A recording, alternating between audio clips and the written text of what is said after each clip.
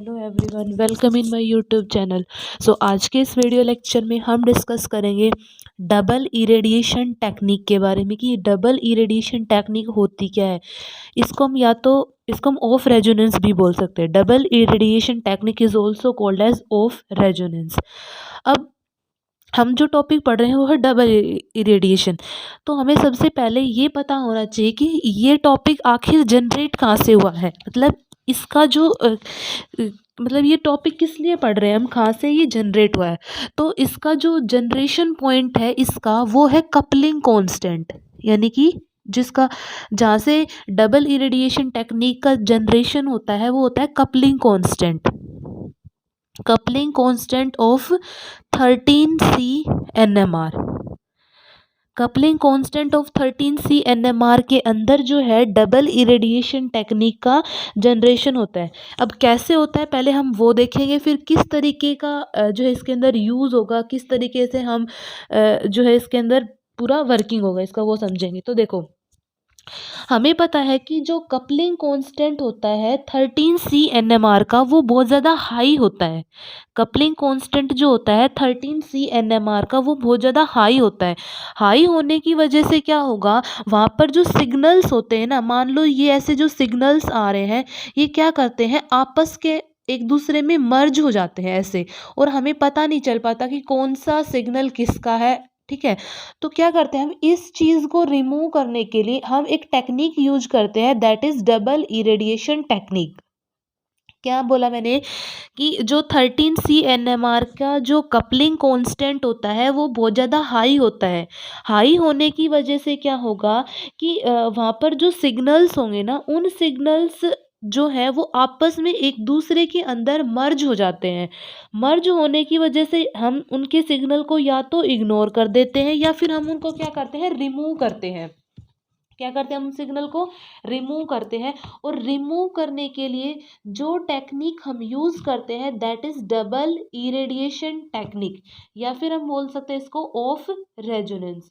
अब किस तरीके से, अगर देखो, अगर मैं डबल इरेडिएशन टेक्निक को सिंपल वर्ड्स के अंदर अगर बताऊं तो इसके अंदर हम क्या करते हैं कि जो मल्टीप्लिसिटी होती है ना, मल्टीप्लिसिटी जो होती है, मल्टीप्लिसिटी को रिमूव करते हैं। मेन काम ये होता है इसके अंदर।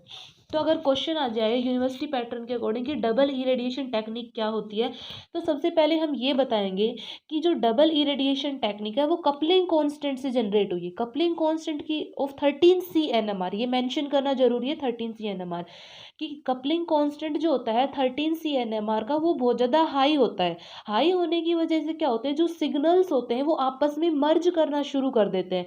तो वो सिग्नल्स आपस में मर्ज ना करें, या उस चीज़ को हम रिमूव करने के लिए एक टेक्निक का यूज करते हैं जो क्या कहलाती है, डबल इरेडिएशन टेक्निक, या फिर हम उसको बोल सकते हैं क्या, ऑफ रेजोनेंस। अगर सिंगल वर्ड के अंदर बात करूं कि डबल इरेडिएशन टेक्निक क्या होती है, तो इसके अंदर हम क्या करते हैं, मल्टीप्लिसिटी को रिमूव करते हैं। क्या करते हैं, मल्टीप्लिसिटी को रिमूव करते हैं। अब यहाँ पे क्वेश्चन ये अराइज होगा कि कैसे हम मल्टीप्लिसिटी को रिमूव कर सकते हैं। ठीक है, कैसे हम मल्टीप्लिसिटी को रिमूव कर सकते हैं। तो यहाँ पे अगर मैं एक एग्जांपल कंसिडर करूँ, जैसे मैंने एग्जांपल ले लिया CH3 CH2 Cl।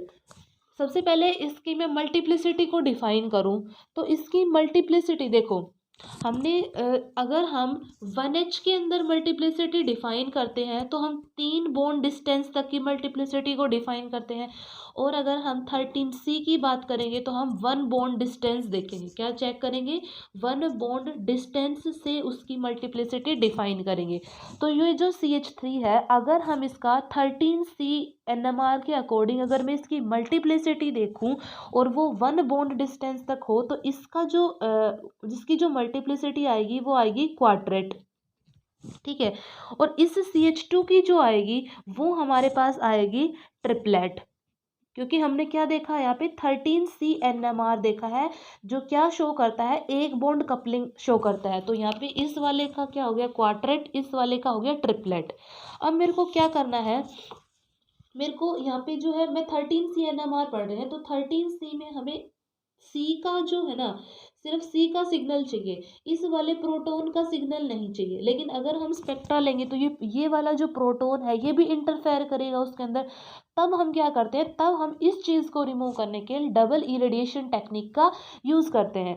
Double irradiation technique का यूज क्या होता है कि इसके अंदर हम क्या करेंगे, एक को डबल इरेडिएट कर देते हैं और उसकी वजह से अगर मान लो देखो मैंने इसमें अगर इसको डबल इरेडिएशन कर दिया तो CH3 CH2 और Cl, तो इसका भी सिंगलेट आ जाएगा और इसका भी सिंगलेट आएगा।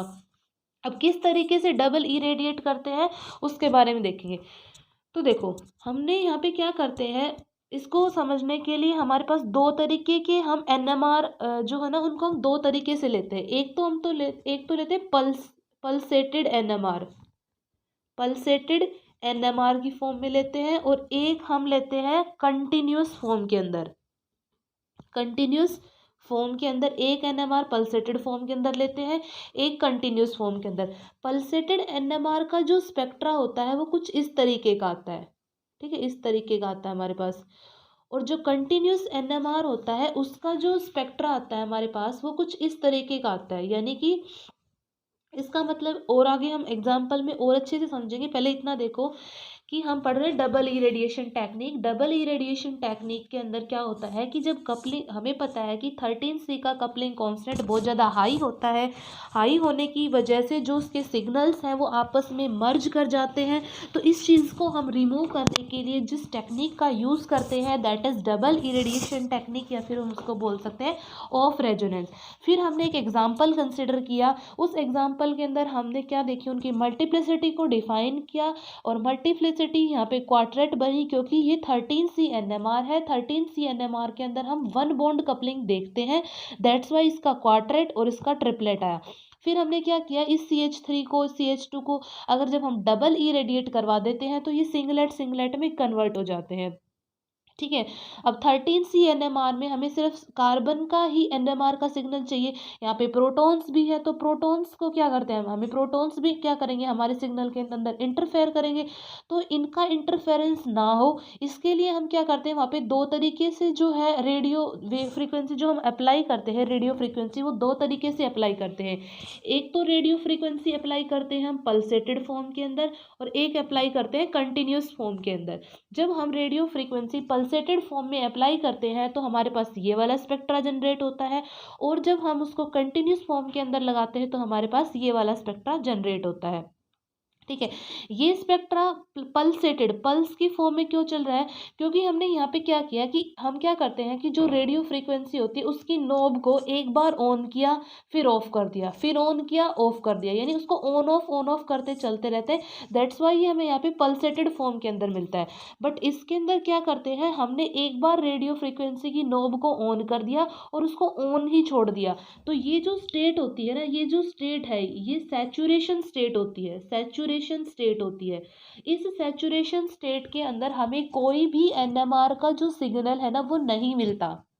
NMR का, अगर हमें NMR का सिग्नल चाहिए तो हम जो रेडियो फ्रीक्वेंसी लगाते हैं वो हमें पल्सेटेड फॉर्म के अंदर लगानी पड़ेगी, वरना अगर हमने कंटिन्यूस फॉर्म के अंदर लगाई है तो वो सैचुरेशन स्टेट के अंदर चला जाता है और हमें जो है NMR का सिग्नल जो है वहाँ से नहीं मिलता, ठीक है। अब हम इसको देखो समझते हैं, एक एग्जांपल यही लेते हैं। यहाँ पे मैंने लगा दिया मैग्नेटिक फील्ड लगा दी इस तरीके से, इस तरीके से हमने क्या किया, यहाँ पे मैग्नेटिक फील्ड लगा दिए, बीच में हमने हमारा सैंपल रख दिया, ठीक है। सैंपल जैसे हमने यही ले लिया CH3 CH2 Cl। तो हम क्या करते हैं, इसके ऊपर ना रेडियो फ्रीक्वेंसी अप्लाई करते हैं। रेडियो फ्रीक्वेंसी अप्लाई करेंगे कंटिन्यूस फॉर्म के अंदर, एक तो करेंगे कंटिन्यूस फॉर्म के अंदर, और एक रेडियो फ्रीक्वेंसी हम इसके ऊपर रेडियो फ्रीक्वेंसी अप्लाई करेंगे पल्सेटेड फॉर्म के अंदर, ठीक है, पल्सेटेड फॉर्म के अंदर। अब हम 13C के अंदर पढ़ रहे हैं ना ये, तो हम क्या करेंगे, हमें इस कार्बन का सिग्नल चाहिए, इस प्रोटॉन का नहीं चाहिए। तो हम क्या करेंगे कि रेडियो फ्रीक्वेंसी को कंटिन्यूस फॉर्म के अंदर लगाएंगे फॉर 1H NMR, और पल्सेटेड फॉर्म की किसके लिए लगाएंगे, 13C के लिए। तो 1H का जो सिग्नल होगा वो कहाँ चला जाएगा, सैचुरेशन स्टेट के अंदर चला जाएगा, क्योंकि कंटिन्यूस फॉर्म है। और अभी बताया था कि कंटिन्यूस फॉर्म के अंदर जो होता है वो सैचुरेशन स्टेट के अंदर चला जाता जाता है, हमें 1H का NMR का जो सिग्नल है वो यहाँ से नहीं मिलेगा, और जो हम पल्सेटेड फॉर्म के अंदर लगा रहे हैं उसकी वजह से हमें यहाँ पे क्या मिल जाएगा, 13C का जो है NMR का स्पेक्ट्रा हमें मिल जाएगा। इस तरीके से जो हम क्या करते हैं, इस तरीके से हम डबल इरेडिएशन टेक्निक का इस्तेमाल करते हैं। पल्सेटेड फॉर्म के अंदर होता है, कंटिन्यूस फॉर्म के अंदर होता है। अब इसके अंदर जो डबल इरेडिएशन टेक्निक होती है ना, इसकी एक इम्पोर्टेंट एप्लीकेशन होती है, इम्पोर्टेंट एप्लीकेशन होती है, वो क्या होती है, that is selective spin tickling. Selective spin tickling, selective spin tickling जो होती है वो इम्पोर्टेंट एप्लीकेशन होती है किसकी, डबल इरेडिएशन टेक्निक की।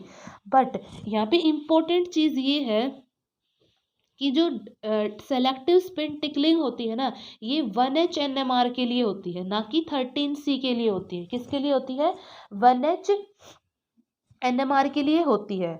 तो यहाँ पे इतना समझा, सबसे पहले डबल इरेडिएशन देखी। डबल इरेडिएशन कपलिंग कांस्टेंट की वजह से होती है, बहुत ज़्यादा हाई होता है, आपस में मर्ज कर जाते हैं सिग्नल्स, तो मर्ज ना करें इसके लिए जो टेक्निक यूज़ करते हैं डबल इरेडिएशन टेक्निक होती है।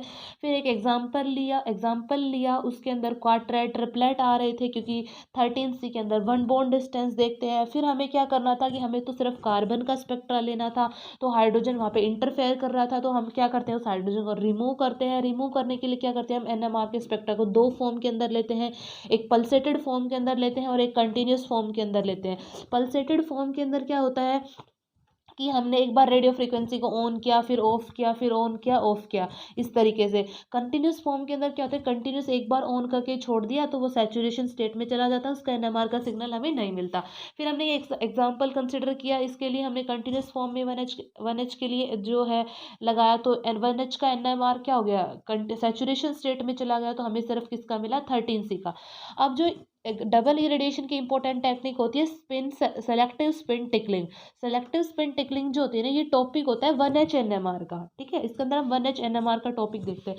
अब देखो यहाँ पे जो है हम एक एग्जांपल कंसिडर करते हैं सेलेक्टिव स्पिन टिकलिंग के अंदर। जैसे मैंने एग्जांपल ले लिया यहाँ पे CH3 CH2 CH2 Cl, ये एग्जांपल ले लिया, CH3 CH2 CH2 Cl।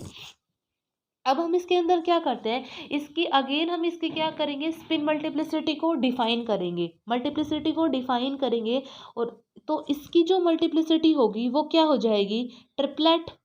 इसकी जो मल्टीप्लिसिटी होगी वो क्या होगी, ट्रिपलेट।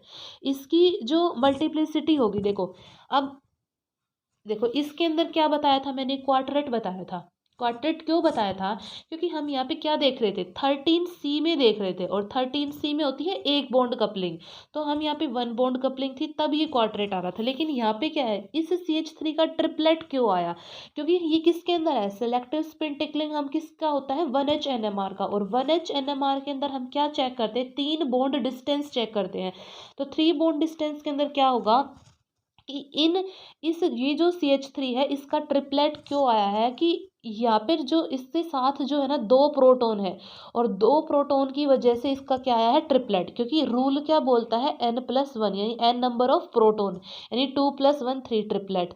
इस CH2 का क्या आएगा, इस CH2 का इन 3 प्रोटॉन की वजह से तो क्वाड्रेट आएगा, और इन 2 प्रोटॉन की वजह से इसका क्या आएगा, ट्रिपलेट आएगा। इस CH2 का क्या होगा, इस CH2 का इन 2 प्रोटॉन की वजह से ट्रिपलेट आएगा। अब ये तो हो गया इसका नॉर्मल स्पेक्ट्रा।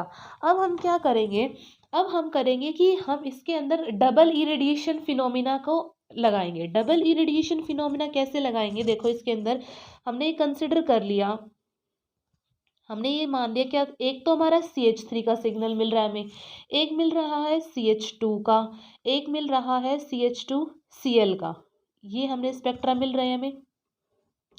तो नॉर्मल केस लिया हमने, नॉर्मल केस के अंदर क्या था कि CH3 जो है ना उसका हमें क्या मिल रहा है, ट्रिपलेट। CH2 का क्या मिल रहा है, क्वार्टेट और ट्रिपलेट, और CH2Cl का क्या मिल रहा है यहाँ पे हमें, ट्रिपलेट। नॉर्मल केस के अंदर हमें यह मिल रहा है। फिर हमने क्या किया कि हमने रेडियो फ्रीक्वेंसी लगाई कंटिन्यूस फॉर्म के अंदर, कंटिन्यूस फॉर्म के अंदर रेडियो फ्रीक्वेंसी लगाई, किसके लिए?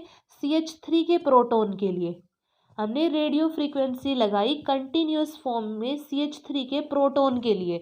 अब हमें पता है कि जिसके लिए हम कंटिन्यूस फॉर्म के अंदर रेडियो फ्रीक्वेंसी लगाते हैं वो कहाँ चला जाता है? वो सैचुरेशन स्टेट के अंदर चला जाता है। वो कहाँ चला जाता है? सैचुरेशन स्टेट के अंदर। और सैचुरेशन स्टेट के अंदर जाने के बाद उसका NMR का सिग्नल नहीं मिलता, तो क्या होगा कि यहाँ पर जो रेडियो फ्रीक्वेंसी लगाई है CH3 के प्रोटॉन के ऊपर कंटिन्यूस फॉर्म में, तो हमें इस CH3 का सिग्नल यहाँ पे नहीं मिलेगा। ठीक है, इसके साथ है CH2, यानी कि इस एग्जाम्पल में हमें इस CH3 पे तो हमने कंटिन्यूस फॉर्म में रेडियो फ्रीक्वेंसी लगा दी, तो इसका सिग्नल नहीं मिलेगा। अब इस CH2 की बात करते हैं। इस CH2 पर इस वाले CH3 की वजह से क्या मिल रहा था? हमें क्वार्टेट मिल रहा था, लेकिन अब क्या है? अब तो ये सिग्नल हट गया, तो इसकी वजह से जो क्वार्टेट मिल रहा था वो क्वार्टेट नहीं मिलेगा। ओनली क्या मिलेगा यहाँ पे? ट्रिपलेट। और वो किसकी वजह से होगा? इस CH2 की वजह से होगा। ठीक है, और यहाँ पर जो अब बात करते हैं CH2Cl की, तो CH2Cl पे तो कोई इफेक्ट है नहीं इस वाले CH3 का, तो इसका क्या रहेगा? ट्रिपलेट ही रहेगा। अब हम क्या करते हैं? अब हम अगेन क्या करते हैं? रेडियो फ्रीक्वेंसी अप्लाई करते हैं, कंटिन्यूस फॉर्म के अंदर अप्लाई करते हैं, किसके लिए? CH2Cl के लिए। तो अगर हम CH2Cl के ऊपर कंटिन्यूस फॉर्म के अंदर अगर हमने ये जो रेडियो फ्रीक्वेंसी अप्लाई की है, तो CH2Cl कहाँ चला जाएगा? सैचुरेशन स्टेट के अंदर चला जाएगा। इसका NMR का सिग्नल हमें नहीं मिलेगा। तो इसका NMR का सिग्नल नहीं मिलेगा। और इस CH3 का क्या मिल रहा था हमें? पहले ट्रिपलेट मिल रहा था, तो एज इट इज़ ट्रिपलेट मिलेगा। और इस वाले CH2 में क्या होगा कि इसकी वजह से तो क्वाड्रेट मिल रहा था, और इस वाले CH2 की वजह से ट्रिपलेट। लेकिन ये वाला CH2 तो अब की बार क्या हो गया? इसमें तो हमने डबल ही, इसको तो हमने हटा दिया यहाँ से, कंटिन्यूस फॉर्म के अंदर लगा दिया। तो जो यहाँ पे जो ट्रिपलेट है हमें ये नहीं मिलेगा। ओनली क्या मिलेगा यहाँ पे? हमें क्वाड्रेट मिलेगा। तो इस तरीके से हम क्या कर सकते हैं कि हम एक को डबल इरेडिएट कर देते हैं और बाकी का स्पेक्ट्रा चेक कर लेते हैं। फिर हमने जैसे यहाँ पे हमने CH3 प्रोटॉन लिया, तो CH3 को डबल इरेडिएट कर दिया, इसकी एनर्जी मिल गई। फिर हमने इसको डबल इरेडिएट कर दिया, इनकी मल्टीप्लिसिटी, तो देखो मल्टीप्लिसिटीज रिमूव हो गई। पहले दो मल्टीप्लिसिटी एक साथ थी, फिर रिमूव होती जा रही हैं। इस तरीके से हम क्या करते हैं? डबल इरेडिएशन टेक्निक के थ्रू जो हमारे पास मल्टीप्लिसिटीज़ हैं उनको क्या कर सकते हैं? यहाँ पे रिमूव कर सकते हैं। So this is overall about double irradiation technique या ऑफ रेजोनेंस। अगर क्वेश्चन आ जाए यूनिवर्सिटी पैटर्न में 4 या 8 मार्क्स के अंदर, तो सबसे पहले हम ये बताएंगे कि कपलिंग कांस्टेंट जो होता है, इसके अंदर कपलिंग कांस्टेंट का कंसेप्ट देंगे कि बहुत ज़्यादा हाई होता है जो है, इसलिए सिग्नल मर्ज कर जाते हैं। तो उनको रिमूव करने के लिए इस चीज़ को जो टेक्निक यूज़ करते हैं, that is double E radiation technique. और जो है इसको अगर सिंपल वर्ड के अंदर बोले तो इसके अंदर हम मल्टीप्लिसिटी को रिमूव करते हैं। मल्टीप्लिसिटी कैसे रिमूव होती है? पल्सेटेड फॉर्म के अंदर कब जाएगा, कंटिन्यूस फॉर्म के अंदर क्या होता है। फिर इसकी इंपॉर्टेंट एप्लीकेशन की बात की, सेलेक्टिव स्पिन टिकलिंग के अंदर क्या होता है, कैसे हम उसकी मल्टीप्लिसिटी को रिमूव करते हैं, एक को डबल इरेडिएट कर देते हैं तो दूसरे की मल्टीप्लिसिटी पर क्या इफेक्ट पड़ता है, वो सब हमने इसके अंदर जो है डिस्कस किया। सो आज की वीडियो लेक्चर में इतना ही, मिलते हैं नेक्स्ट में। Thank you.